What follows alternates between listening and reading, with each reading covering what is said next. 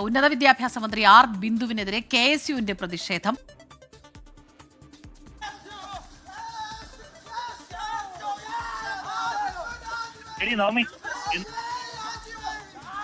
അമൽ സുരേന്ദ്രൻ വിവരങ്ങളുമായി അല്പസമയത്തിനകം നമുക്കൊപ്പം ചേരുമെന്നാണ് പ്രതീക്ഷിക്കുന്നത്. ആ പ്രവർത്തകരെ പോലീസ് വീണുപോയ പ്രവർത്തകനെ പോലീസ് വലിച്ചിഴയ്ക്കുന്നതിന്റെ ദൃശ്യങ്ങൾ നമ്മൾ കാണുന്നുണ്ട്. എന്താണ് ഈ സംഘർഷത്തിലേക്ക് പോയത് എന്ന് അമൽ സുരേന്ദ്രൻ വിവരങ്ങളുമായി നമുക്കൊപ്പം ചേരുന്നുണ്ട്. അമൽ, ഈ കീം പരീക്ഷയുടെ റാങ്ക് അത് ഇന്നലെ വീണ്ടും അത് പബ്ലിഷ് ചെയ്തിരുന്നു. അതിനുശേഷം അപ്പോൾ സ്വാഭാവികമായും വിദ്യാർത്ഥികളുടെ ഭാഗത്തു നിന്ന് ഒരു പ്രതിഷേധം അത് ഉണ്ടാകുന്നുണ്ട്. അത്തരത്തിലൊരു പ്രതിഷേധമാണോ ഇപ്പോൾ KSUവിന്റെ ഭാഗത്തു നിന്ന് ഉണ്ടാകുന്നത്?